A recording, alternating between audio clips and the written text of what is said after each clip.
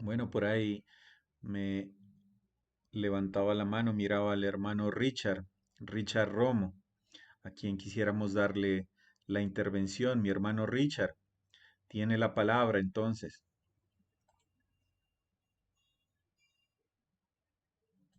Mi hermano Richard, Y hermanos, buenos días. buenos días, hermano. Tiene la palabra. Vamos a, vamos a mirar unos títulos de la deidad del Señor Jesucristo y vamos a comenzar en Éxodo. Éxodo 3.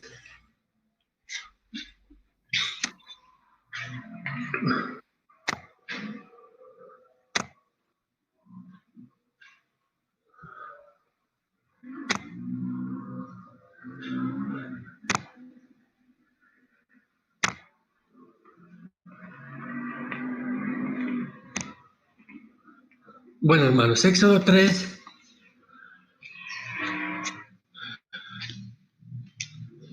3:13 nos dice, dijo Moisés a Dios, he aquí que llego yo a los hijos de Israel y les digo, el Dios de vuestros padres me ha enviado a vosotros. Si ellos me preguntaren cuál es su nombre, ¿qué les responderé? Y respondió Dios a Moisés, yo soy el que soy. Y dijo, así dirás a los hijos de Israel, yo soy, me envió a vosotros, a los hijos de Israel, ¿no? El 15 dice, además dijo Dios a Moisés, así dirás a los hijos de Israel, Jehová el Dios de Abraham, de vuestros padres, el Dios de Abraham, Dios de Isaac y Dios de Jacob, me ha enviado a vosotros. Este es mi nombre para siempre. Con él se me recordará por todos los siglos. Este es mi nombre para siempre, dice. Por eso, hermanos, ahora vamos al Evangelio de Juan. Juan 4. Juan 4, 25. Vemos aquí una charla que tuvo el Señor Jesucristo con una mujer samaritana. Y le dijo la mujer, sé que ha de venir el Mesías. Mire que esta samaritana sabía que algún día tendría que llegar el Mesías. Entonces sé que ha de venir el Mesías llamado el Cristo. Cuando Él venga nos declarará todas las cosas.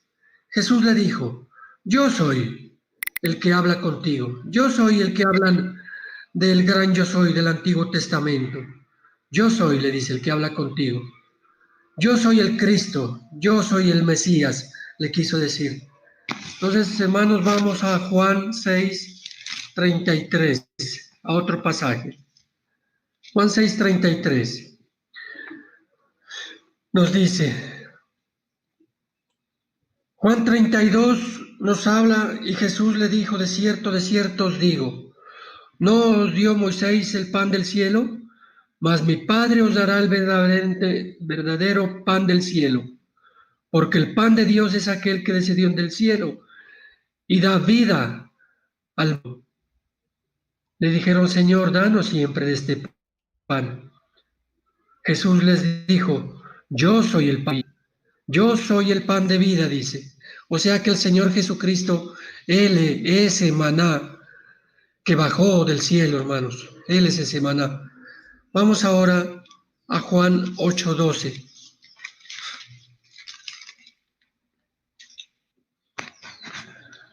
Juan 8:12 nos dice, otra vez Jesús les habló diciendo, yo soy la luz del mundo. El que me sigue no andará en tinieblas, sino que tendrá la luz de la vida. Y el 18 dice, yo soy el que doy testimonio de mí mismo, y el Padre que me envió da testimonio de mí. Por eso en una parte dice, yo y el Padre uno somos. Vamos a Juan 10:9. Estamos viendo todos los títulos de la deidad del Señor Jesucristo, sus atributos. Juan 10:9. Yo soy la puerta. El que por mí entrare será salvo, y entrará y saldrá y hallará pastos. Entonces el Señor dice, yo soy la puerta de las ovejas. ¿sí? Yo soy la puerta de las ovejas. El 11 nos dice, el 10:11, yo soy el buen pastor. El buen pastor su vida da por las ovejas. Él es nuestro pastor. Él es nuestro gran pastor, el pastor de pastores, podríamos decir. ¿Sí? Y Juan 11:25. Juan 11:25 nos dice, hablando con Marta, la hermana de Lázaro, con María, le dijo Jesús a Marta, yo soy la resurrección y la vida. El que cree en mí, aunque esté muerto, vivirá. Hablando cuando resucitó al hermano de Marta, Lázaro, yo soy la resurrección y la vida. El que cree en mí, aunque esté muerto, vivirá. Tenemos también por Juan 14:6. Juan 14:6 nos dice, Jesús le dijo al incrédulo de Tomás, yo soy el camino y la verdad y la vida. Nadie viene al Padre sino por mí. Nos quiere decir esto porque hay un solo mediador entre Dios y los hombres, Jesucristo, hombre. Por eso dice el 10 del 14, el 14:10 dice, ¿no crees? Le dice a Tomás, ¿no crees que yo soy ese gran yo soy del Antiguo Testamento? ¿No crees que yo soy en el Padre y el Padre en mí? Hermanos, vamos a Juan 15:1. Juan 15:1. Yo soy, dice el Señor Jesucristo, la vid verdadera y mi Padre es el labrador. Hermano, y vemos que ahora en el cielo el Señor Jesucristo aún es ese gran yo soy el alfa y la omega, dice, principio y fin. Él es el Señor, Él es nuestro amado Señor Jesucristo, el gran yo soy. Y por último nos dice el 22:6 de Apocalipsis. La segunda parte dice, yo soy la raíz y el linaje de David. Dice, yo soy la estrella resplandeciente de la mañana. Mira, hermanos, esos títulos de la deidad del Señor Jesucristo. Y vemos también que Él tiene infinidad de títulos. Podemos decir un título para cada día en nuestra vida. Entonces, hermanos, que la palabra del Señor en este momento sea glorificada, hermanos. Muchísimas gracias, mi apreciado hermano Richard. Gracias le damos por su valioso aporte. Bueno, entonces yo no veo hermanitos que me estén levantando la mano. Yo, por tanto, le daré hermanos a quienes conocemos que tienen ejercicio, ¿no? En sus respectivas asambleas. Bueno, ya está. Ah, bueno, listo. Está Álvaro Ramos y luego el hermano Carlos Fariñez. Listo, en ese orden. Hermano Álvaro Ramos, le damos la palabra entonces. Gracias, hermano. Buenos días para todos. Hermano, los invito a Mateo capítulo 16, versículo 24. Vamos a hacer una reflexión cortica nomás. Dos versículos. Mateo 16, 24 dice, entonces Jesús dijo a sus discípulos, si alguno quiere venir en pos de mí, niéguese a sí mismo y tome su cruz y sígame. Y pasemos por favor a Lucas 23, versículo 26.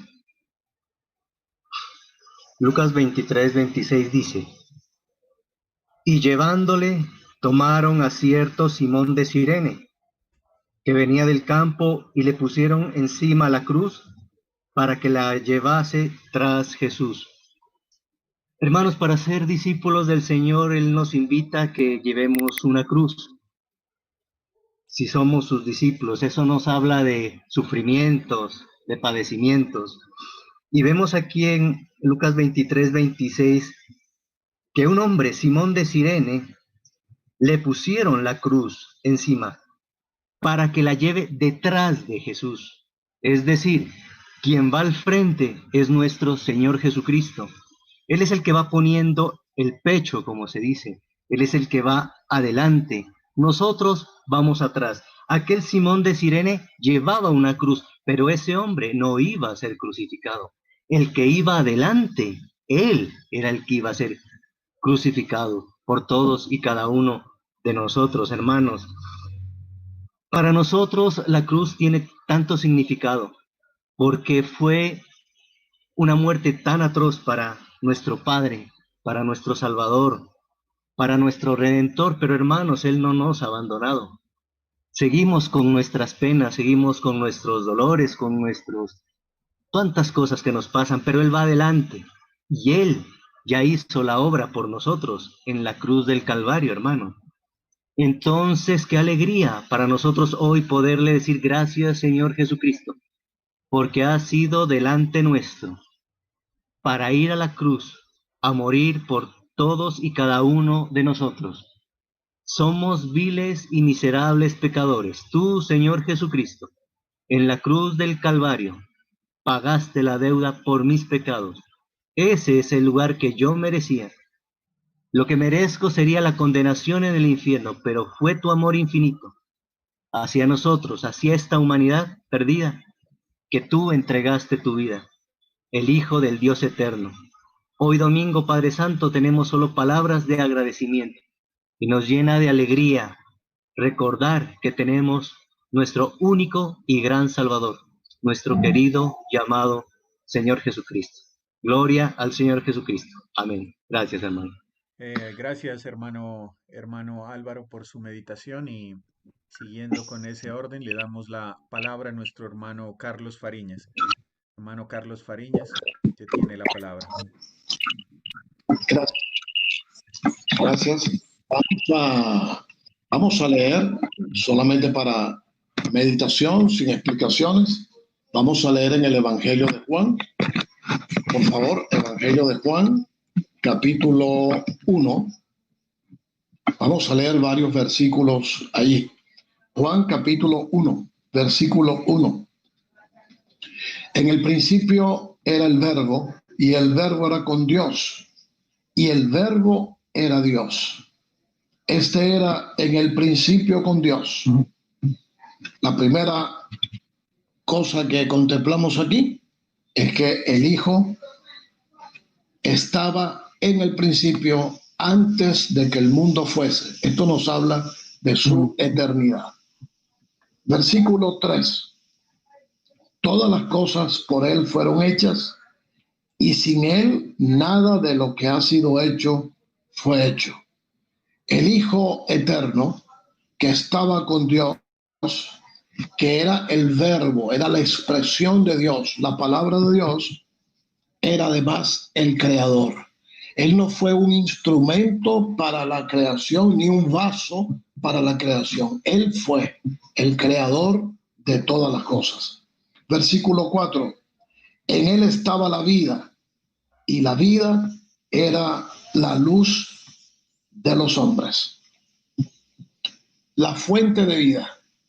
Y la fuente de vida no solamente física, sino de vida espiritual. La luz, la única que puede sacarnos de las tinieblas y mostrarnos la gloria de Dios en la eternidad. Versículo 9. Aquella luz verdadera que alumbra a todo hombre venía a este mundo. Versículo 10. En el mundo estaba, y el mundo por él fue hecho, pero el mundo no le conoció. Esa luz de gloria eterna, que era la expresión de Dios, vino voluntariamente a este mundo. Nos habla de su decisión, su determinación por amor a los seres humanos. Versículo 11. A los suyos vino y los suyos no le recibieron. Él era el dueño de todo lo creado y además era el único que podía realizar la obra que le fue encomendada. Versículo 12. Mas a todos los que le recibieron, a los que creen en su nombre, les dio potestad de ser hechos hijos de Dios. 14. Y aquel verbo fue hecho carne y habitó entre nosotros y vimos su gloria, gloria como del unigénito del Padre, lleno de gracia y de verdad. Él nos dio autoridad para entrar a la familia de Dios cuando se hizo carne. El verdadero y eterno Dios fue verdadero hombre. Versículo 29. El siguiente día vio Juan a Jesús que venía a él y dijo: He aquí el Cordero de Dios que quita el pecado del mundo.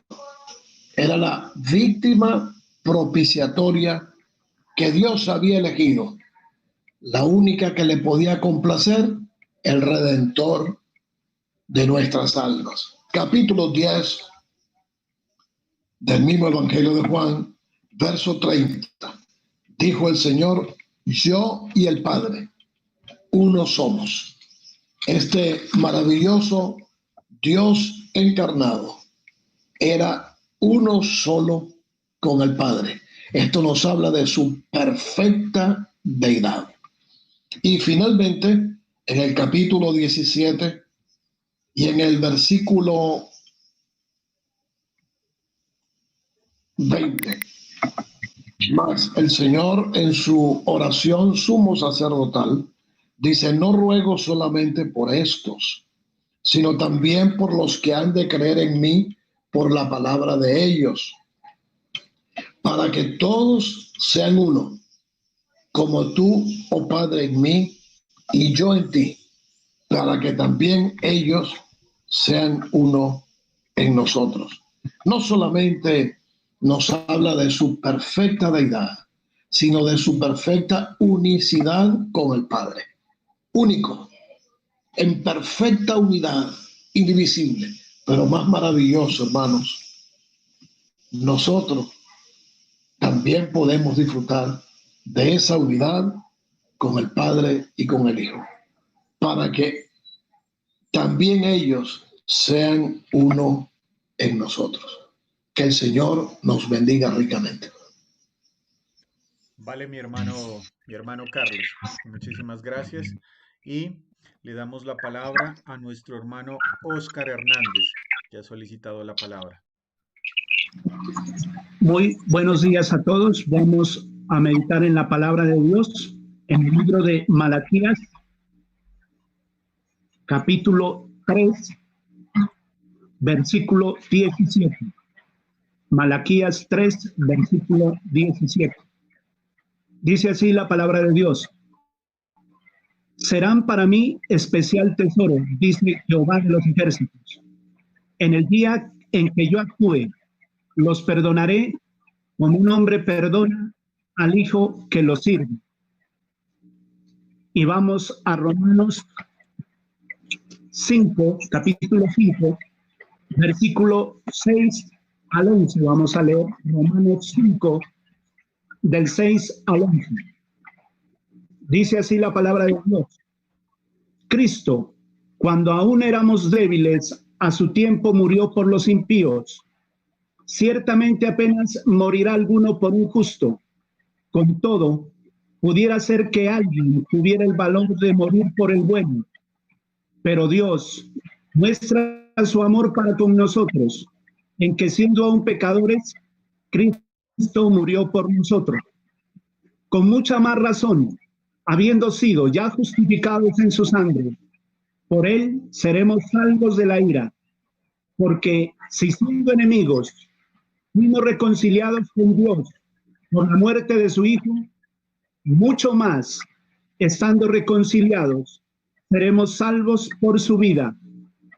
Y no solo esto, sino que también nos gloriamos en que Dios, por el Señor Jesucristo, por quien hemos recibido ahora la reconciliación. Gracias al Señor por ese amor eterno, porque somos su especial tesoro. En Él tenemos abogado.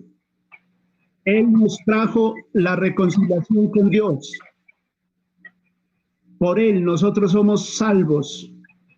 Le agradecemos por haber dado su vida por nosotros, aún siendo pecadores. Hoy le alabamos, hoy le recordamos en esta mañana por haber dado su vida por nosotros, por habernos perdonado. La gloria y la honra sea a nuestro Salvador, quien padeció por nosotros. Y sabemos también que si hemos muerto con Él, resucitaremos con Él. Le damos las gracias a Dios en el nombre de nuestro Señor Jesucristo. Amén. Muchísimas gracias, hermano Oscar, y ha levantado también su mano el hermano Mario, a quien entonces le pedimos que active el micrófono para que se dirija. Gracias, Jimmy, gracias al Señor por esta oportunidad. Vamos a leer una escritura que son muy conocidas, Evangelio de Juan, capítulo 3 y el versículo 16. Juan 3, 16. Dice así: porque de tal manera amó Dios al mundo, que ha dado a su Hijo unigénito, para que todo aquel que en Él cree no se pierda, mas tenga vida eterna. Más adelante, capítulo 15 y el versículo 13, dice: nadie tiene mayor amor que este, que uno ponga su vida por sus amigos. Y vamos a leer también en Primera de Juan. Vamos a ir a Primera de Juan, en el capítulo 3.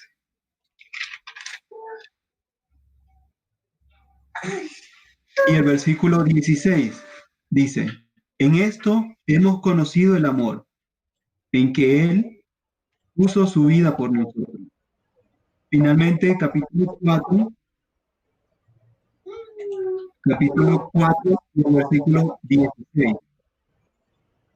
Dice así: y nosotros hemos conocido y creído en el amor de Dios y el amor que Dios tiene para con nosotros.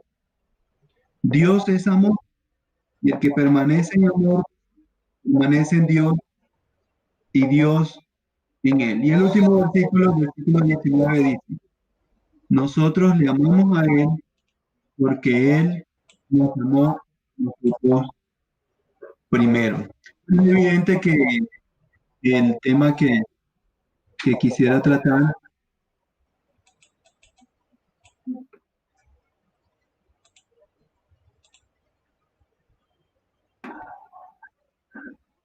hermanos, ahí me están informando que el sonido está terrible.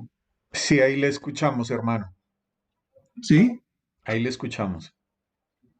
Bueno, que quería comentar acerca del amor, pero vamos a orar, vamos a elevar una nota de adoración a nuestro Señor. Te damos gracias, Padre, por tu amor. Te damos gracias por tu bondad, por todo lo que has hecho por nosotros. Gracias por darnos tu Hijo amado a entregar su vida por nosotros en la cruz, en el Calvario. Te damos gracias por estos pasajes que nos animan a pensar en ese atributo divino, admirable, como lo es tu amor mostrado allí en esa cruz en el Calvario. Muchas gracias, porque Cristo Jesús vino a este mundo, sufrió lo que Él no debía sufrir, padeció por nosotros, los injustos, para llevarnos a ti, oh Dios. Te damos gracias porque nuestro amor se fundamenta precisamente en que Él nos amó a nosotros primero. Muchas gracias por nuestro Salvador, muchas gracias por nuestro Señor, y queremos quedar en esta mañana, en este día, con nuestra mente, nuestro corazón, pensando, meditando, contemplando ese gran amor que tú has mostrado en nosotros a través de tu Hijo amado, nuestro Salvador, nuestro Señor Jesucristo. Queremos pues darte las gracias en el nombre del Señor Jesucristo. Amén. Amén. Gracias, hermano Mario. Le doy la palabra a mi hermano Luis Emilio. Le pedimos que active su micrófono para que se dirija a nosotros. Vamos a Isaías 53, versículo 12. Versículo 7, discúlpeme. Isaías 53, versículo 7. Hablando proféticamente Isaías en cuanto a nuestro Señor Jesucristo en su pasión. Angustiado a él y afligido, no abrió su boca. El cordero fue llevado al matadero y como oveja delante de sus trasquiladores. Enmudeció y no abrió su boca. Vemos en el Nuevo Testamento, ya en Marcos capítulo 15, el cumplimiento de esta profecía.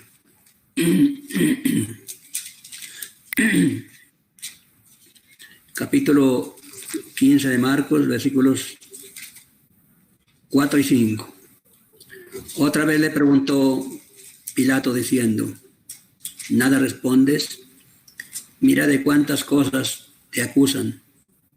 Mas Jesús ni aún con eso respondió. De modo que Pilato se maravillaba. Y en Apocalipsis capítulo 5 y versículo 5 dice, y uno de los ancianos me dijo, no llores. He aquí que el león de la tribu de Judá, la raíz de David, ha vencido para abrir el libro y desatar sus 7 sellos. Bien, vemos al Señor en su alma pura y santa, angustiado en su condición humana, proféticamente hablando, pero es un cuadro vivo de lo que le ocurrió al Señor. Angustiado él y afligido, no abrió su boca. Y hace un paralelo con un cordero. Como cordero fue llevado al matadero. Un corderito, por la experiencia que he tenido de lidiar con estos animalitos, cuando se los van a llevar al matadero no protestan, ni balan, no hacen ninguna resistencia. Así el Señor, cuando fue llevado a la cruz, Él fue llevado como un cordero al matadero, sin protestar, sin una palabra de venganza o de amenaza, ni mucho menos. Y dice luego, aquí en este versículo, y como oveja delante de sus trasquiladores, enmudeció y no abrió su boca. Una oveja también, cuando ya está a punto de trasquilar, hay que hacer esa actividad de despojarla de la lana, aunque a eso le cause frío. Pero ella no protesta para nada también, se deja llevar con tranquilidad hasta el punto de ser amarrada de 4 patas y luego trasquilarla. Así nuestro Señor, en humildad y mansedumbre, como una oveja delante de sus trasquiladores, fue llevado a la cruz del Calvario, al monte Calvario, allá para ser colgado en medio de estos 2 ladrones. Enmudeció y no abrió su boca. Así estaba profetizado y así vemos en Marcos. Pilato le pregunta al Señor, mira cuántas cosas dicen estos. Nada dices. Y así es. El Señor no habla una sola palabra. Con humildad, con mansedumbre, está actuando. Pero todo esto lo deja asombrado, maravillado Pilato, que a pesar de toda esa andanada de calumnias y cosas de los principales sacerdotes, el Señor no protestaba por absolutamente nada. Ni aún habló del bueno, dice otra cita. La primera vez el Señor vino como cordero, en humildad, en mansedumbre, para padecimientos. Pero no será así ya en su manifestación gloriosa. Vemos ya en Apocalipsis capítulo 5, verso 5. Viniendo uno de los ancianos hacia Juan en esa visión. Y dice que le consoló este anciano y le dijo: no llores, Juan. El león de la tribu de Judá, la raíz de David, ha vencido para abrir el libro y desatar sus 7 sellos. En la primera venida vino como cordero, humilde, a dar su vida, a llevar a cabo la obra de redención. Y fue la ofrenda y el sacrificio. Pero en segunda venida, ya cuando la palabra nos dice que el león de la tribu de Judá, ya nos habla de su omnipotencia, ya nos habla de su poder. Ya en su segunda venida ya será el rey de reyes y el señor de señores. Ya será el juez. Y así es como él ha vencido. Él venció al mundo. Él venció a Satanás. Él venció al pecado. Él venció a la misma muerte. O sea, mis amados hermanos, estamos ya con el vencedor. A mí me encanta en el libro de Apocalipsis el triunfo rotundo, contundente de nuestro amado, bendito y glorioso Señor Jesucristo. Como ya nos leía nuestro hermanito Richard, Él es la raíz de David. Nuestro Señor Jesucristo es el origen de David en cuanto a su deidad, pero en cuanto a su humanidad, Él también descendía de la línea de David, pero ha vencido para ser el juez de toda la tierra. Ante nuestro Señor Jesucristo se reunirá toda la creación para darle gloria y honra. Toda rodilla se doblará ante el Señor. Toda lengua confesará que Jesucristo es el Señor, para la gloria de Dios Padre. Está en mi mano.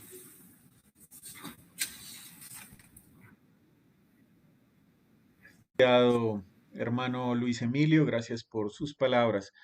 Y en este momento, pensando en que ya vamos para el tiempo de la enseñanza, le quisiera pedir que nos encomiende en oración a nuestro hermano William, pensando que se viene el tiempo precisamente para escuchar la palabra de Dios, para tener corazones atentos, ¿no? Mi hermano William, si nos puede guiar en oración por el tiempo de la enseñanza, le agradecemos.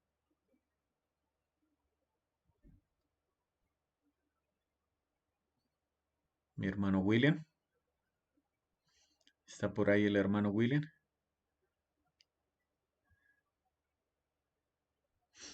¿Aló, hermano William?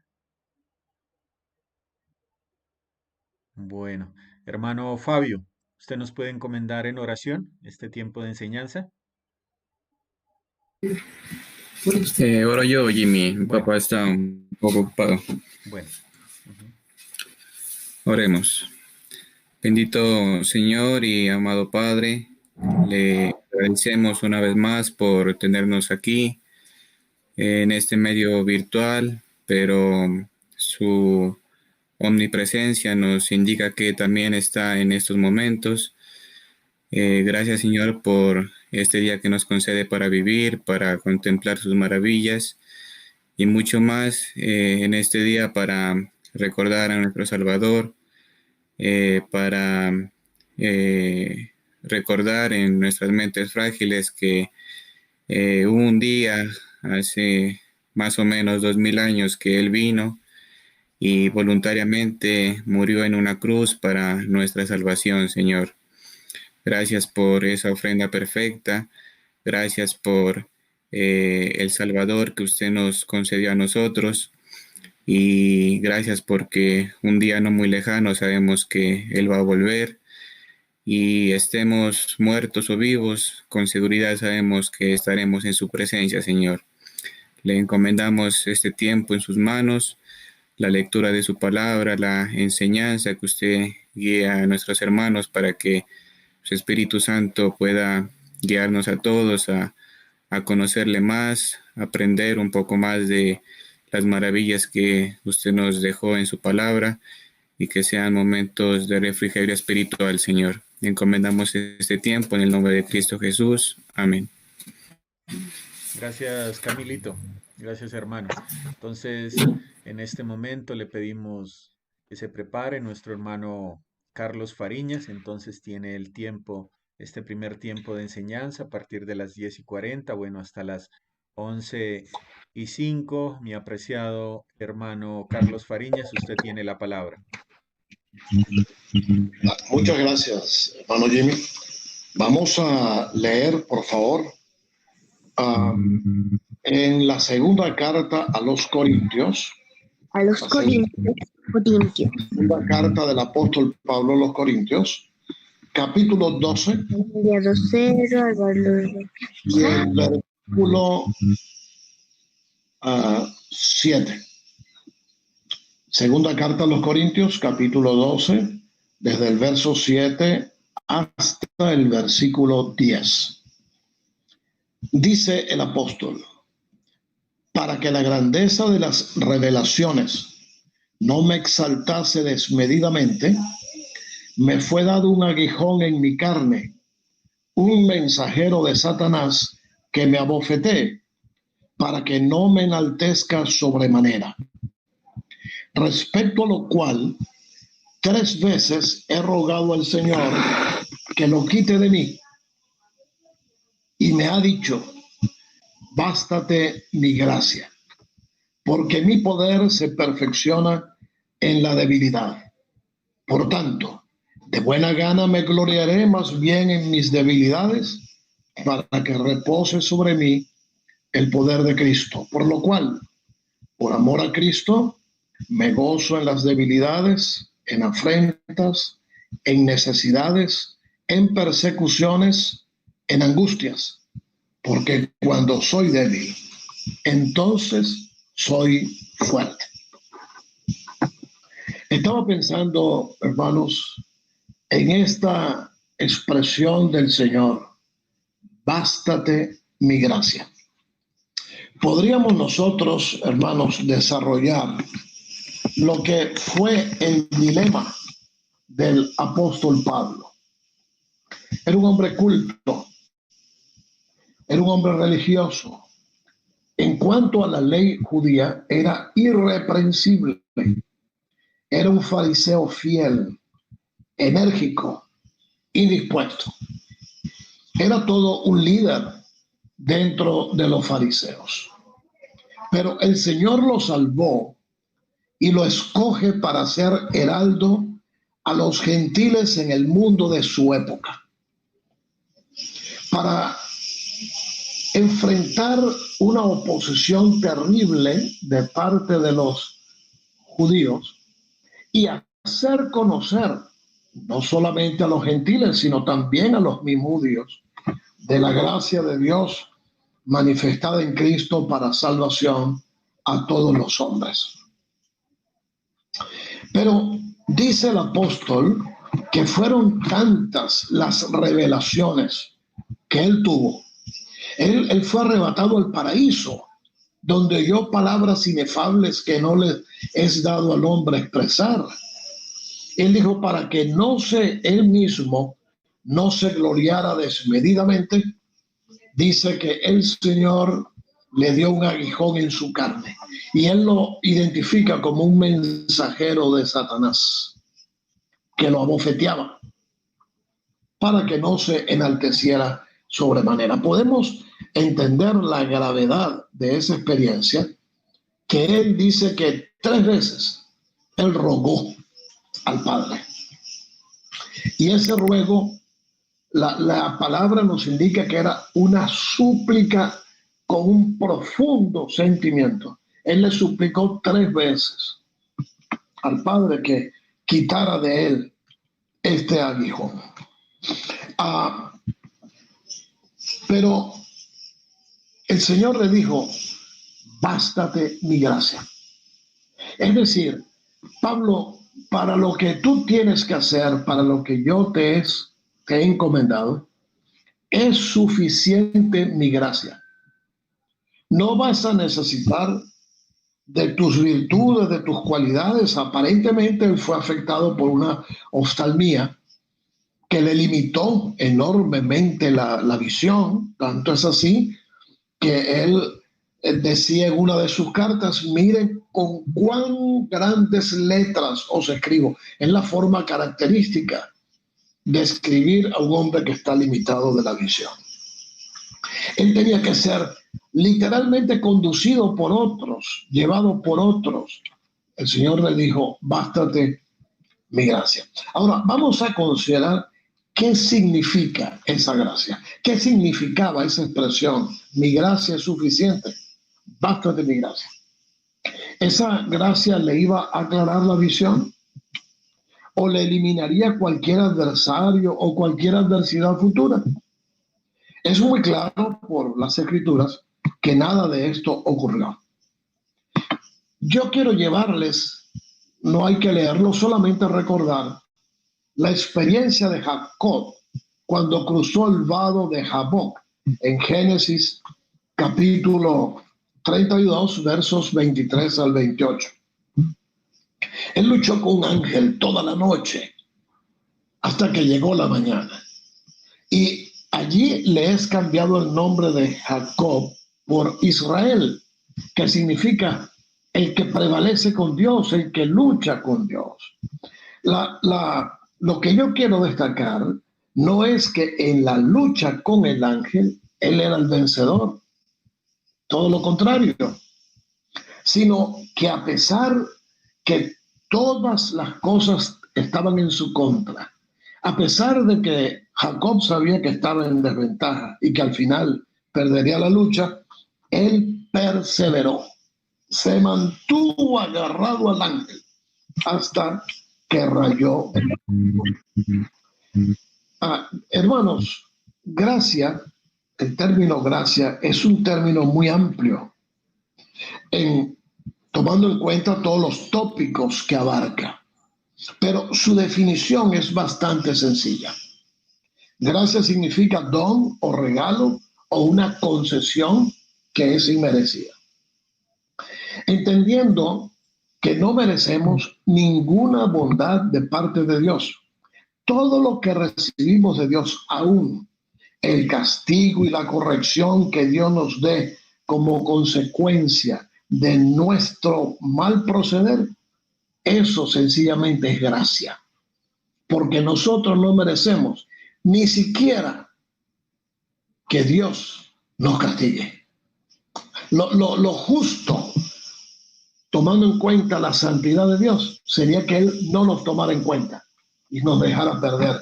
Entonces, todo lo que recibimos de Dios, aún la disciplina que viene de Él, eso sencillamente es gracia. Entonces, consideremos la gracia prometida por Dios a Pablo y citada en la escritura del principio, como algo que se puso de manifiesto en cada circunstancia en que el apóstol se vio envuelto. Vamos a ver esos detalles para que nosotros entendamos lo que es gracia. En Hechos capítulo 14 y versículo 19, se nos dice que el apóstol fue apedreado hasta que lo dejaron como muerto. Literalmente, creyeron que lo habían matado. Un tiempo antes, el diácono Esteban pasó por una experiencia similar. Hechos capítulo 7 y versículo 60. Y de aquel apedreamiento, Esteban murió. Así que Pablo fue brutalmente apedreado hasta hacerle perder el conocimiento y dejarlo sin sentido. Arrastrado por los pies, fue sacado, arrastrado por las calles y tirado fuera de la ciudad. Una pregunta, hermanos: ¿qué impidió que Pablo muriera? ¿Qué impidió que lo mataran en aquel trato bárbaro? Sencillamente, la gracia de Dios actuando a su favor. Entonces vemos que la gracia no es solamente el regalo, es que la gracia es la oportunidad cuando Dios actúa con poder a nuestro favor. La gracia de Dios impidió que él muriera. Fue azotado severamente junto a su compañero Silas. Fue arrojado herido y sangrante en un oscuro calabozo, los pies puestos en un cepo. Y no solo no se quejaron, sino que encontraron fuerzas para orar en voz alta, para cantar himnos con alegría.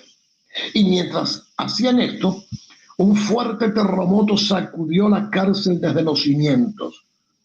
Se abrieron las puertas, se desataron las cadenas y ellos no sufrieron ningún daño. Pregunto, ¿de dónde sacaron fuerzas para no quejarse?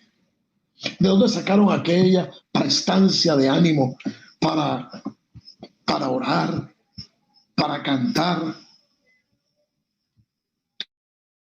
¿De dónde salió la fuerza para salvarlos de aquel terremoto? ¿De dónde el arresto del apóstol para salvar la vida de aquel cruel carcelero? Eso no es sino otra manifestación de la gracia de Dios. Nos cuenta Pablo en la segunda carta a los Corintios, capítulo 11, versos 23 al 27, que 3 veces sufrió naufragios. Fue azotado 5 veces, recibió 40 azotes menos 1. 3 de esas veces fue azotado con varas. 3 veces padeció naufragio. Estuvo todo un día y toda una noche como náufrago en alta mar, en peligros de ríos, de ladrones, de la nación, en fin, una cantidad de circunstancias adversas.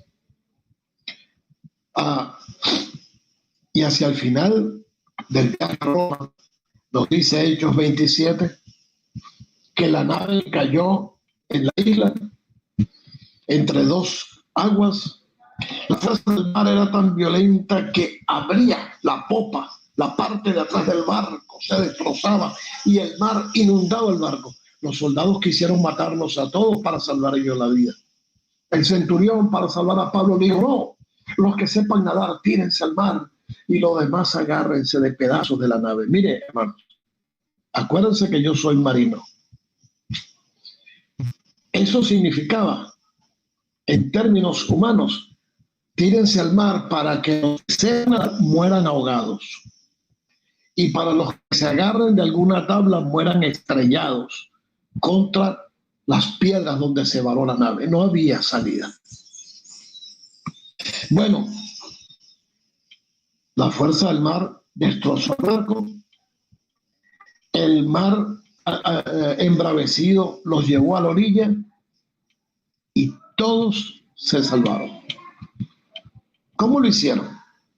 Algunos podrían decir: oye, tuvieron una extraordinaria suerte, que los agarró a un lugar donde había solo arena, que sobrevivieron. Pero no, hermanos. Esto fue otra generosa provisión milagrosa de la gracia de Dios. Él viajó por gran parte del mundo conocido entonces, predicando el evangelio, asistido por otros, casi no podía ver. Eso también fue posible por la gracia de Dios actuando, aún para tener tranquilidad al notificarle a Timoteo que su final para martirio ya se acercaba. ¿Cómo fue? ¿De dónde sacó esa fuerza y esa tranquilidad para en esa segunda carta a Timoteo, capítulo 4, 6, 8, decirle: me está reservada la corona de justicia? Estoy tranquilo, esperando, no una muerte por infarto, no una muerte natural, sino una muerte por martirio. Hermanos, eso también fue Dios gratuitamente concediéndole poder, tranquilidad y paz al apóstol. Eso es gracia. En la primera carta a los Corintios, capítulo 10 y verso 13, el apóstol asegura que vamos a tener problemas que vienen de nuestra humanidad, pero que Dios en cada prueba, en cada circunstancia, nos dará también la vida. Eso es gracia.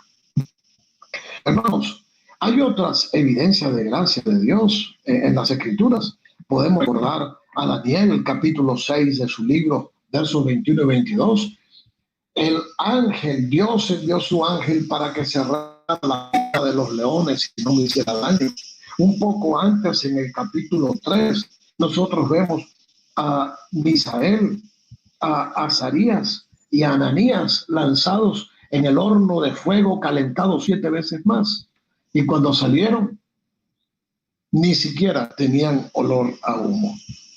Eso es gracia de parte de Dios. Entonces, hermanos, nosotros podemos entender, como le decía yo al hermano Mauricio esta mañana, aunque dentro del contexto tenía que ver con la obra de Pablo, eso se cumple cabalmente en nuestra vida hoy también.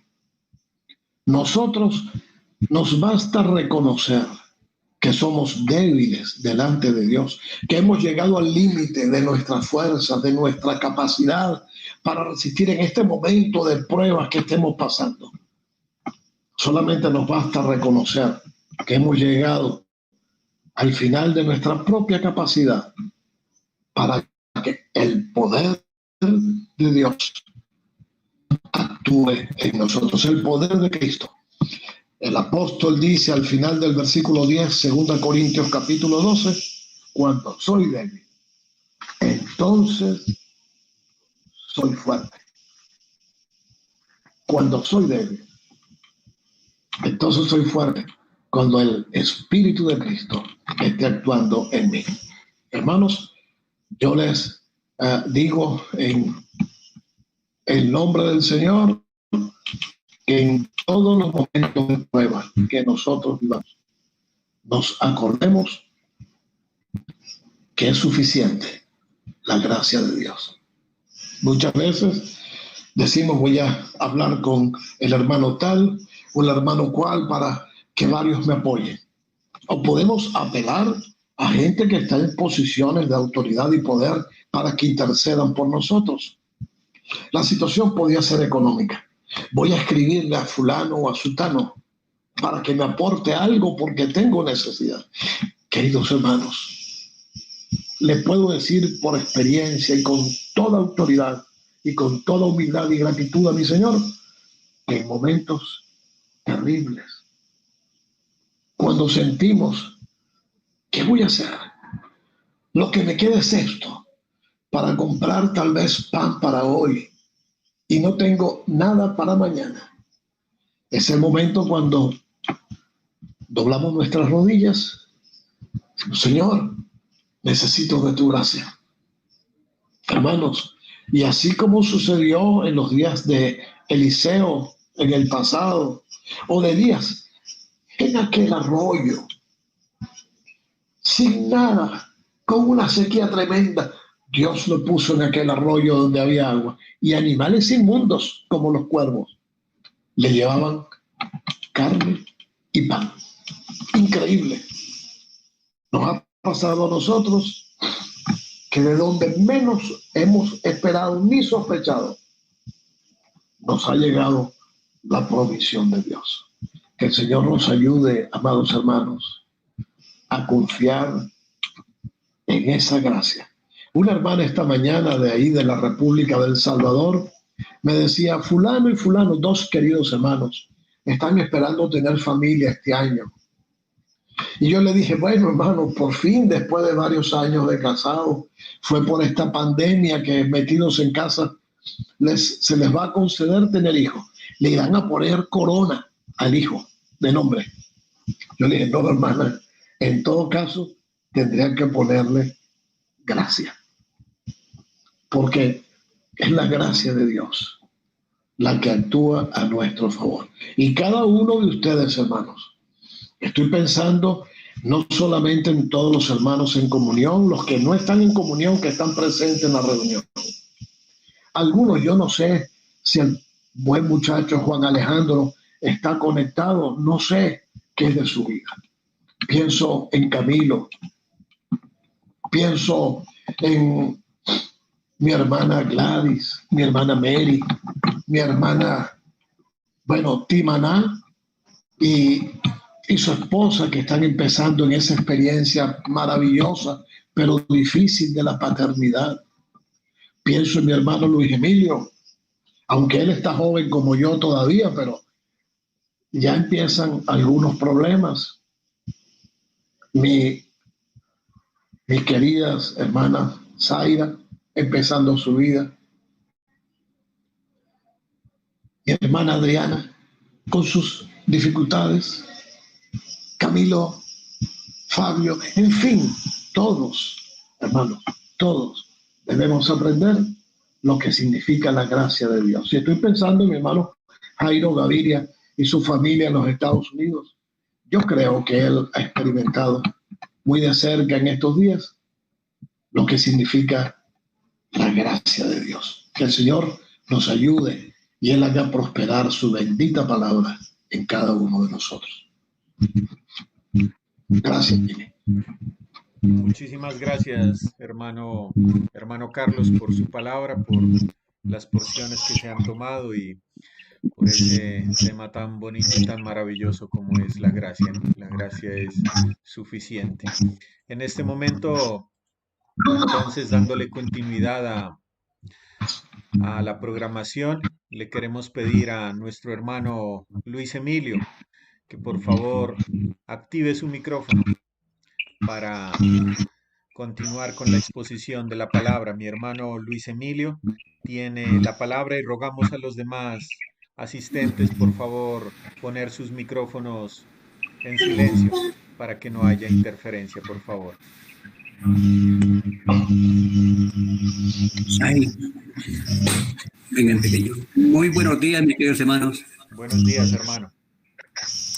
Vamos a buscar en el libro de Apocalipsis, capítulo 5.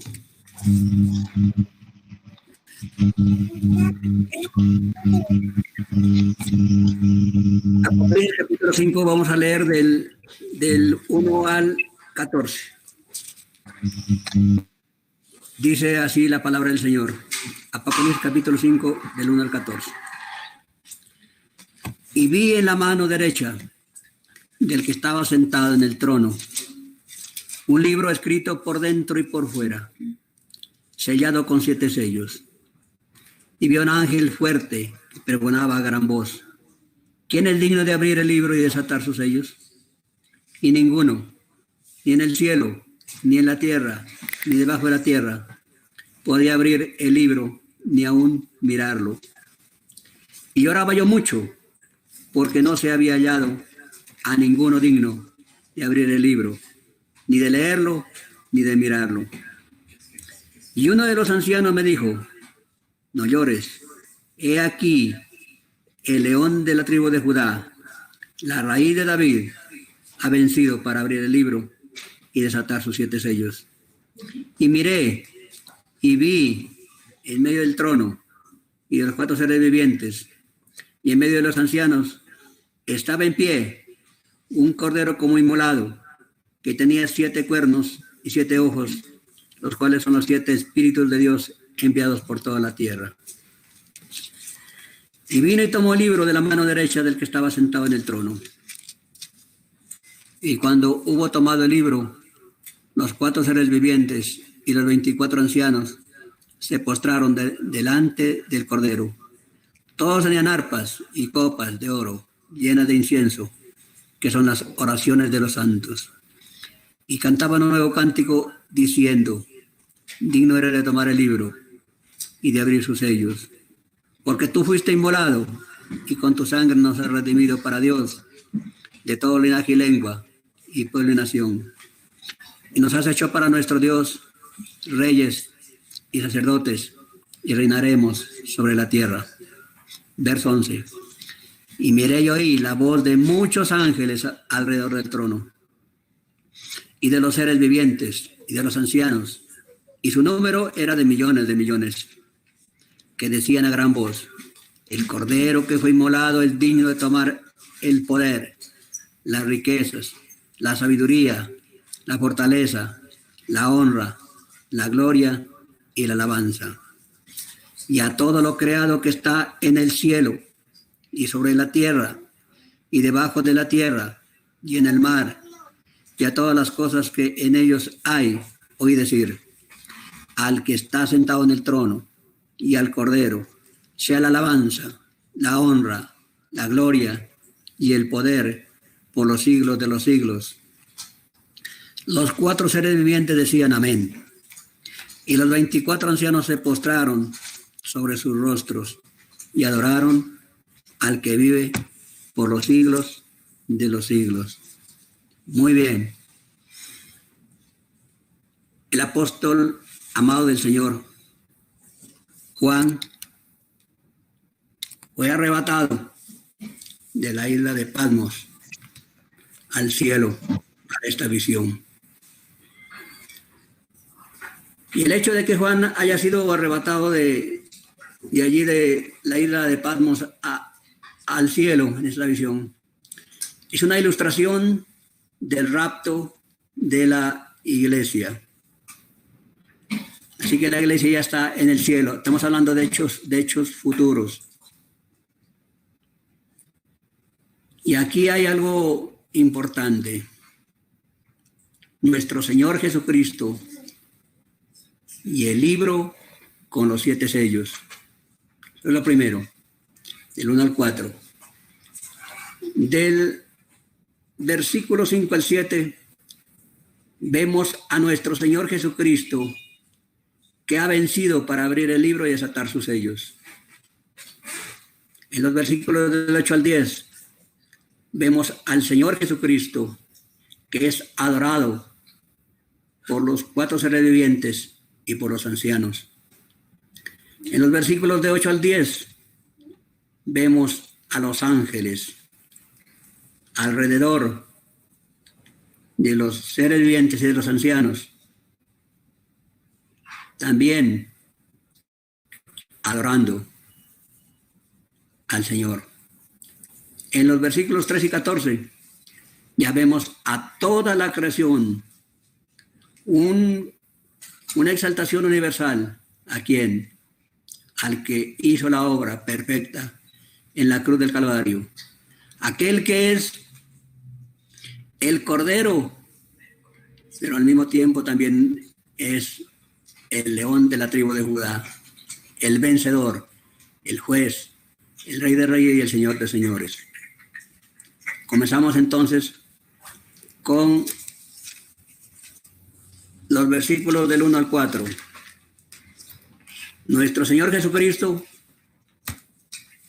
y el libro y los 7 sellos. ¿Qué dice Juan? Vi, dice, no, en la mano derecha del que estaba sentado en el trono, un libro escrito por dentro y por fuera, sellado con 7 sellos. Ahí está, vemos al Dios Altísimo, vemos al Dios de Abraham, al Dios de Isaac, al Dios de Jacob. Vemos al Dios y Padre de nuestro Señor Jesucristo con un libro en su mano derecha. La pregunta que debemos contestarnos desde ya es, bueno, ¿y qué es lo que tiene ese libro? ¿Por qué es tan cuidado? ¿Por qué está tan sellado? ¿Por qué no lo puede abrir cualquiera? Bueno, en ese libro que tiene el Dios Altísimo, en ese libro que tiene Dios el Padre, hay un registro de los juicios. Escúcheme bien, mi querido hermano y hermana. En ese libro están consignados, hay un registro de los juicios que caerán sobre esta tierra antes de que nuestro Señor Jesucristo pueda establecer su reino milenial. Ahí está el punto. Y dice el apóstol, y vi un ángel fuerte que pregonaba a gran voz. ¿Qué decía este ángel? ¿Quién es digno de abrir el libro y desatar los 7 sellos? Ese era el pregón, ese era lo que proclamaba este ángel fuerte. ¿Quién es digno?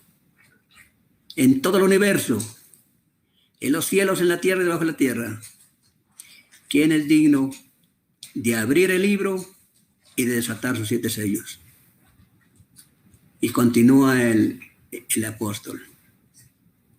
Y ninguno, dice, ni en el cielo, ni en la tierra, ni debajo de la tierra, en todo el universo, podía abrir el libro, leerlo, ni mirarlo. Y viene la reacción de Juan. Estalla en lágrimas. Y lloraba yo mucho, dice Juan, porque no se había hallado a ninguno digno, ni en el cielo, ni en la tierra, ni debajo de la tierra. En todo el rincón del universo no se encontró uno que pudiese abrir el libro, leerlo y ni aun mirarlo. ¿Qué situación? Las preguntas que surgen aquí es, bueno, y si no había ninguno digno de abrir el libro y desatar sus sellos, ¿qué pasaría? ¿La tierra se quedaría en la maldad que conocemos? ¿Los malvados se saldrían con la suya? ¿Los justos no serían reivindicados? ¿La tierra quedaría sin ser purificada para que nuestro Señor Jesucristo venga a reinar? No, de ninguna manera. Gloria al Señor. El segundo punto nos dice, Jesucristo venció para abrir el libro y para desatar los 7 sellos. Nuestro Señor Jesucristo es el gran vencedor. Él venció sobre el mundo, venció al pecado, venció a la muerte misma. Él es el gran vencedor. Por eso, uno de los ancianos dice en el versículo 5, me dijo, no llores, Juan, no llores, Juan. He aquí, el león de la tribu de Judá,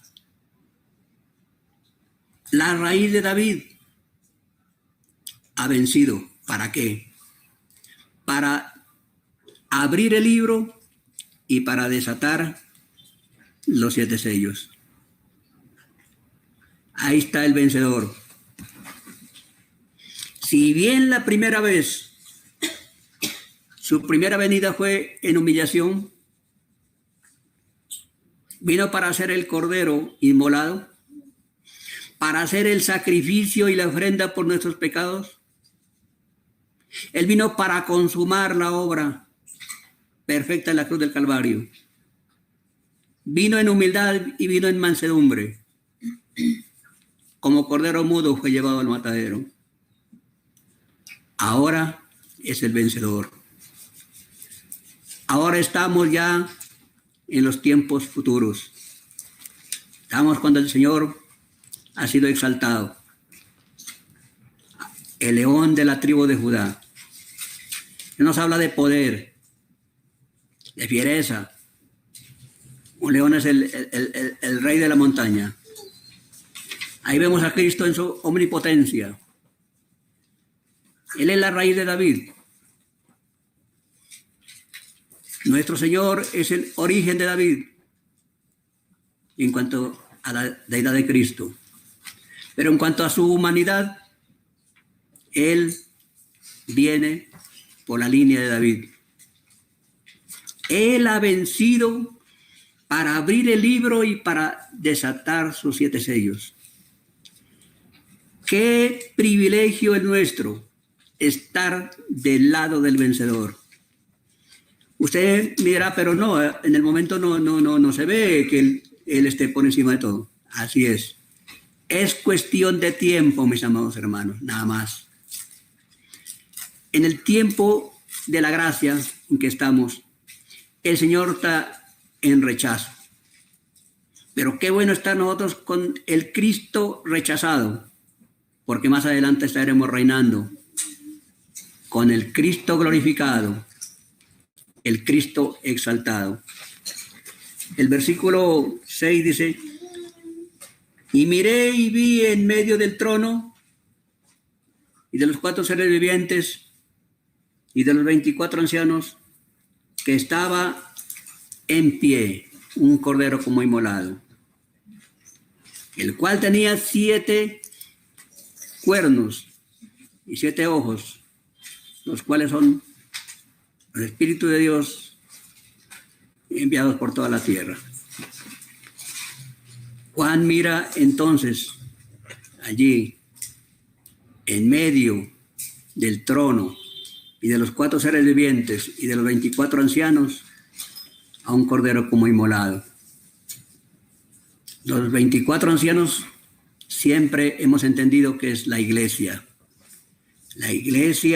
redimida, la iglesia en el cielo. Los 4 seres vivientes son querubines, guardianes de la santidad de Dios. Ahí vemos al Señor en su omnipotencia. El número 7 siempre es el número de la plenitud, de la perfección. Cuando habla de los 7 cuernos, está hablando de poder, su omnipotencia. Cuando habla de los 7 ojos, está hablando de la omnisciencia. Cuando habla de los 7 espíritus enviados por toda la tierra, está hablando de su omnipresencia. Ese es nuestro Señor. Y dice en el verso 7, y vino y tomó el libro de la mano derecha del que estaba sentado en el trono. Qué momento tan crucial, qué momento tan importante, cuando nuestro Señor Jesucristo viene y toma el libro de la mano derecha del Dios omnipotente, del Dios eterno, del Dios altísimo. De ahí para adelante vamos a ver el programa que Dios tiene hacia el futuro. Algo bien importante que tenemos que recordar es que Dios está en su trono todavía. Todo está bajo su control. Este mundo no fue creado y dejado a la deriva, no, de ninguna manera. Dios tiene un plan perfecto de aquí en adelante. Y pasando ya a los versículos del 8 al 10, vemos cómo los 4 seres vivientes y los ancianos se postran ante nuestro Señor Jesucristo, ante el Cordero inmolado. Y cuando hubo tomado el libro, dice el verso 8, los 4 seres vivientes y los 24 ancianos se postraron delante del Cordero. Postrados delante del Cordero. Nuestro Señor Jesucristo es el Cordero de Dios que quita el pecado del mundo. En su primera oportunidad, decíamos, vino como por Cordero, pero en su segunda venida, en su manifestación gloriosa, vendrá como león, con poder para juzgar. Y dice, todos tenían arpas y copas de oro llenas de incienso, que son las oraciones de los santos. Ahí están, alabando, exaltando al Cordero Santo, a nuestro Señor Jesucristo, los 4 seres vivientes y los 24 ancianos que representan la iglesia. Y cantaban, dice, un nuevo cántico. Estos seres vivientes y los 24 ancianos cantaban un nuevo cántico diciendo, digno eres, ¿de qué? Digno eres de tomar el libro y de abrir sus 7 sellos. ¿Por qué? Porque tú fuiste inmolado y con tu sangre nos has redimido para Dios. La obra de nuestro Señor Jesucristo. Dios mostró su inmensa satisfacción al resucitarle de entre los muertos al tercer día. su inmensa satisfacción con la obra que nuestro Señor Jesucristo había llevado a cabo acá en la tierra. Ahora, por lo que hizo, es digno de abrir el libro y de desatar sus sellos. Digno eres de tomar el libro y de abrir sus sellos. ¿Por qué? Porque tú fuiste inmolado y con tu sangre nos has redimido para Dios. En el capítulo 1 más bien, y los versículos 5 y 6 nos dicen lo siguiente con respecto a la redención. Y de Jesucristo el testigo fiel, el primogénito de los muertos y el soberano de los reyes de la tierra, al que nos amó y nos lavó de nuestros pecados con su sangre, y nos hizo reyes y sacerdotes para Dios, su Padre. A él sea gloria e imperio por los siglos de los siglos. Amén. Ese es nuestro Señor, el que nos amó y el que nos lavó de nuestros pecados con su sangre. Y nos ha hecho un reino de sacerdotes. Por una parte, santos, como dice el apóstol Pedro en el capítulo 1, verso 5, en el 2 versos 5 y 9. Sacerdotes santos para adorarle, para presentar sacrificios espirituales, pero también un reino de sacerdotes reales. ¿Para qué? Para anunciar las virtudes de aquel que nos sacó de las tinieblas a su luz maravillosa, a su luz verdadera. Ahí vemos entonces a estos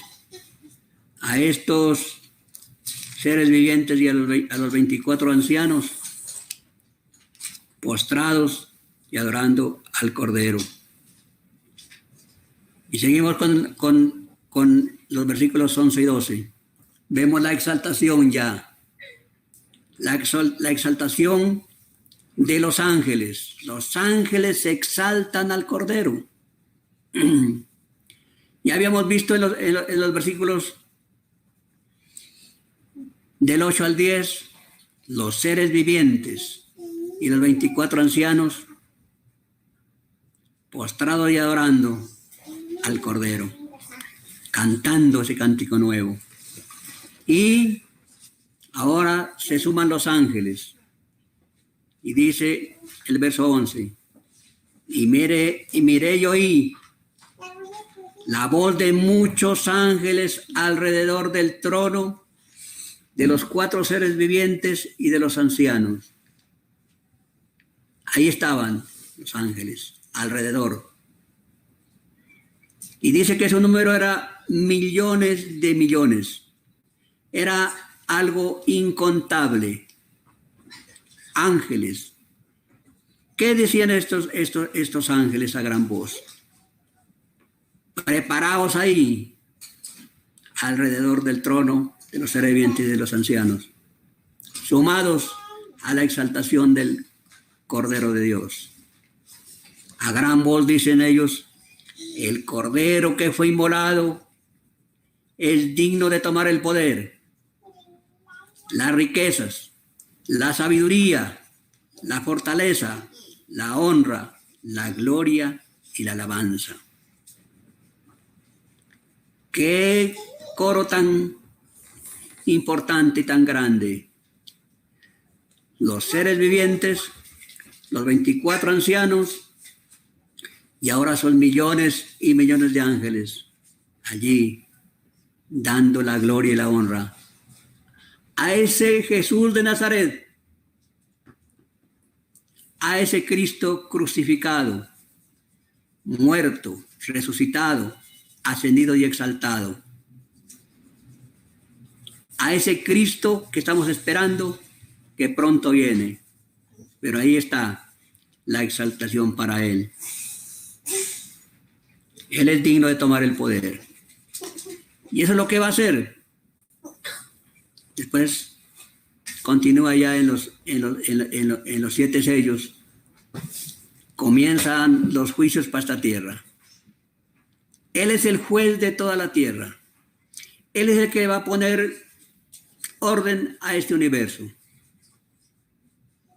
A mí me encanta leer el Apocalipsis primero porque hay bienaventuranza al leer el libro, pero al ver el triunfo de nuestro amado, bendito y glorioso Señor Jesucristo.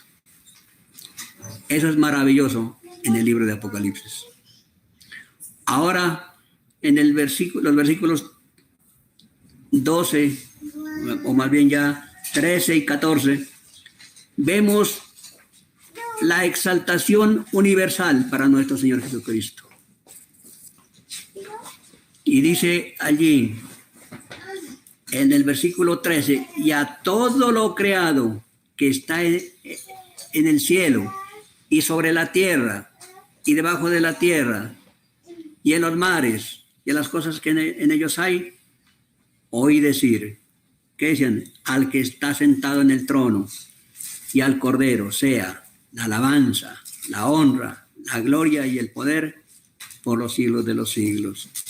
Toda la creación ya, toda la creación. Al Cordero que fue inmolado, al Cordero que está al que está en el trono, al tercer Padre, al omnipotente Dios, y al Cordero sea la alabanza, la honra, la gloria y el poder por los siglos de los siglos. Toda la creación. Aquí vemos a la creación personificada, como si fuera una persona, rindiendo alabanza y exaltación al que está sentado en el trono y al Cordero. Los seres vivientes dicen amén. Amén a todas las voces de exaltación de la creación al Dios omnipotente y al Cordero. Y los 24 ancianos, dice, se postraron sobre sus rostros y adoraron. ¿A quién? Al que vive por los siglos de los siglos. El hombre, en su orgullo, en su corazón pecaminoso, llevó al Señor a la cruz, a la muerte. Aunque obviamente los soldados romanos y el pueblo judío, principales sacerdotes, escribas, ancianos, no fueron sino los instrumentos para el sacrificio de nuestro Señor Jesucristo, porque los verdaderos culpables fueron nuestros pecados. Pero Dios, dice allí en Filipenses capítulo 2 y verso 9 al 11, por lo que Cristo hizo en la cruz del Calvario, por lo cual Dios le ha dado un nombre que es sobre todo nombre, y ese nombre obviamente es Señor. Él es el Señor. Él es el que tiene todo el derecho de tener el dominio sobre mi vida, sobre la iglesia, sobre el mundo y sobre todo el universo. Él y solamente Él. El Señor Jesucristo es el Señor. Por lo cual Dios le saltó hasta los hombres, le dio un nombre que es sobre todo nombre, para que en el nombre de Jesucristo se doble toda rodilla. Toda rodilla. Qué bueno que nosotros ya hemos doblado nuestra rodilla delante del Señor. Y desde ya hemos comenzado a alabarle desde el momento de nuestra conversión, a exaltar el nombre de nuestro Señor Jesucristo. Qué bueno que usted haga lo mismo. Si todavía no ha hecho una decisión por el Señor, si todavía no se considera un creyente, Dios le ama a usted también. Él derramó su sangre, quiere purificarle, limpiarle de todo pecado y toda maldad. Quiere que usted se una a este gran coro universal, alabar al Señor, quiere salvarlo. Y dice también que es para que toda lengua confiese que Jesucristo es el Señor. Toda lengua confiese que Jesucristo es el Señor. Es bueno en este tiempo confesar a voz en cuello que Jesucristo es el Señor, que sea el Señor el que manda, el que gobierna su vida. Porque si no lo hace usted ahora, un día va a tener que doblar sus rodillas y va a tener que confesar que Jesucristo es el Señor. Pero ya no será otra oportunidad para la salvación. No. será para ser arrojado ya a partir de allí del juicio ante el gran trono blanco, cuyo juez es nuestro Señor Jesucristo. Será para ser arrojado en ese lugar que se llama el lago de fuego, el lago que arde con fuego y azufre, que es la muerte segunda. Qué privilegio es nuestro, mis queridos hermanos, estar del lado del vencedor, de nuestro Señor Jesucristo, del Señor.